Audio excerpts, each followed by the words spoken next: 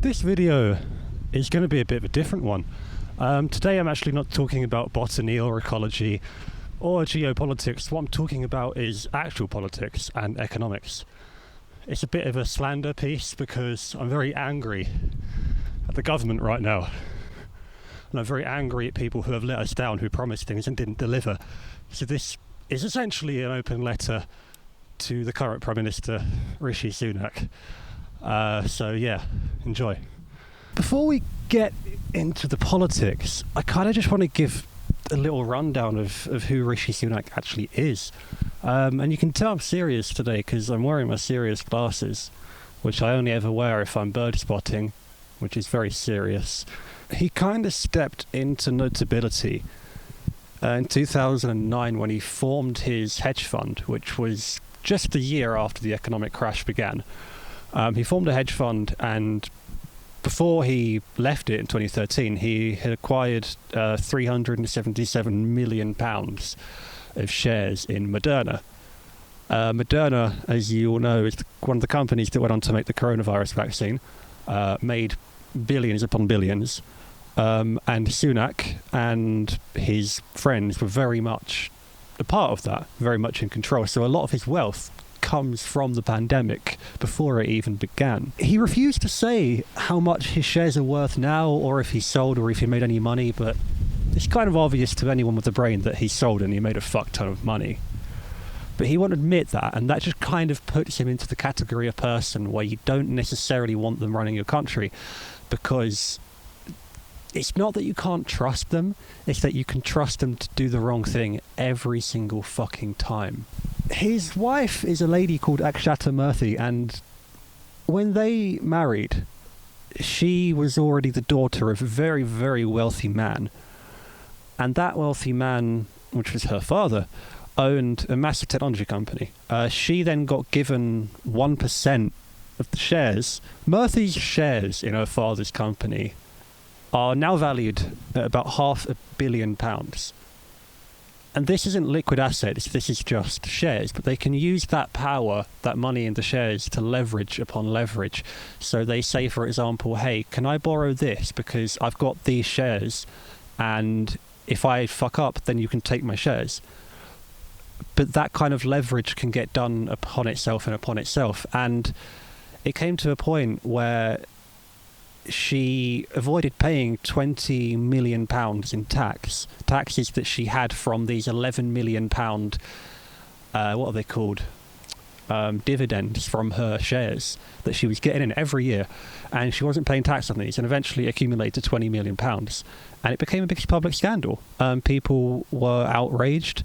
When people were being taxed higher, the NHS is getting severely underfunded, malnourished in fact, and the money is going to all the wrong places. It hurt people when they found out that she'd spent 20 million of their money. So the funny part of this story is that the way that she avoided paying this £20 million was by claiming a non-dom status, which basically means that you live in the UK, but it's not your domicile. It's not where you live all of the time. It's for rich people that live abroad, but they have homes here.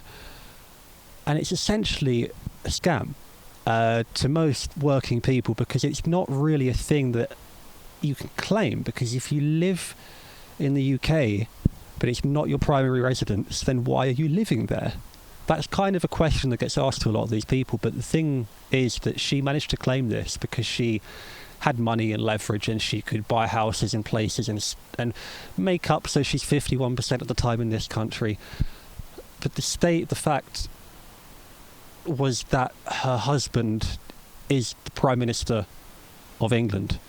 Under the Crown is the most influential and powerful figure in the country, and to say that you're not required or expected to pay tax is just an insult, really.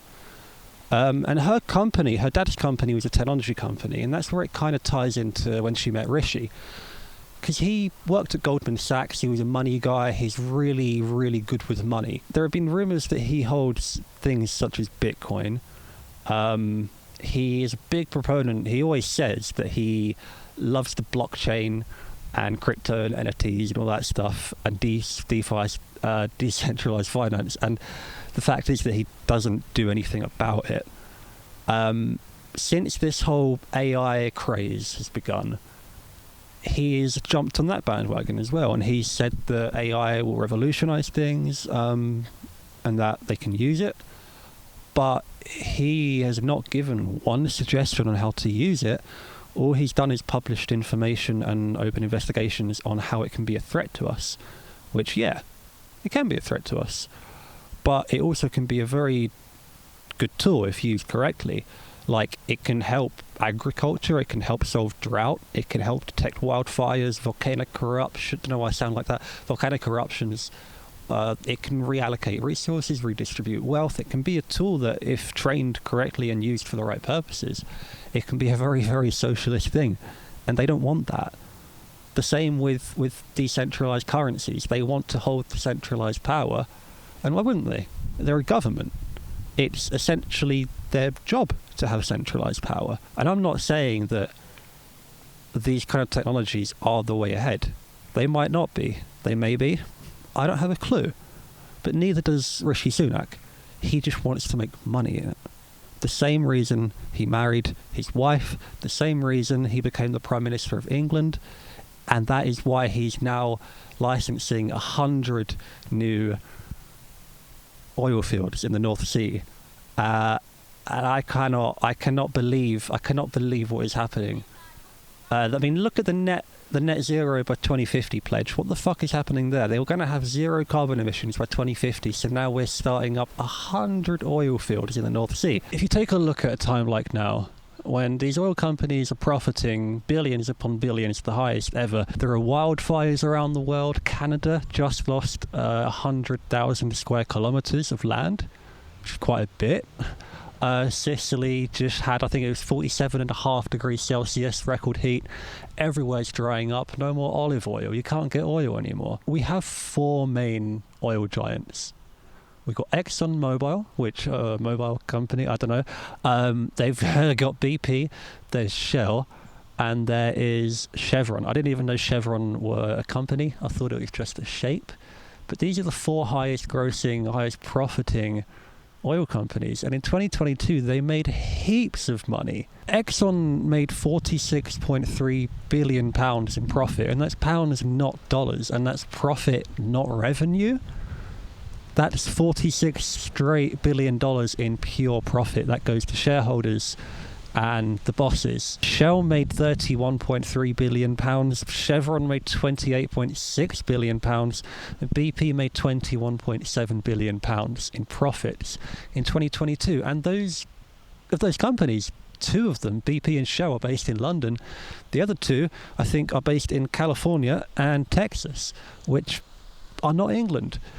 So then the question of windfall tax comes up. Windfall taxes would see us dramatically cut the profit incentives of these companies, whereas nowadays oil companies operate to extract these things from the earth and then turn it into shareholder profit.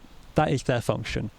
They serve no purpose for energy production or for environmentalism. They simply want to turn that one thing into shareholder value. That is their mission. So they don't care who they hurt along the way. And people like Sunak know that and are aware of that.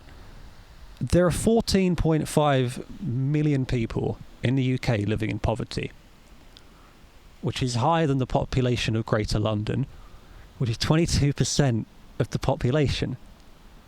And the fact is that 4.3 million of those are children. Almost a third of the people in poverty are children. I did a cheeky little calculation of my own, and I found out that if Shell and BP took their profits from 2022 and they divided it amongst all of the 22% of people that are in poverty and can't afford to eat, cannot afford the power that Shell and BP are selling them, then each individual person would get £3,600, including the children and each person in a household. £3,600 each in profits a year from Shell and BP, from 2 companies. Sunak authorising these 100 bloody oil fields out in the North Sea is only going to make things worse. Yes, it might give a few people in Scotland a job. Great. But they could have worked on a wind farm, they could have worked on a solar farm, they could have worked in something better than fucking oil drilling. Rishi, out of all of the prime ministers, to me has been the most transparent and the most clear in his objectives, and to me, I don't know, I do believe to a certain degree that other people like Truss and Boris Johnson were slightly incompetent. Slightly. But then you look at Rishi Sunak and you know that he has a brain, he can do things, but he just doesn't choose to do good things. How much money do you need? How much power do you need? How many friends, how many allies, how many resources do you need? You don't.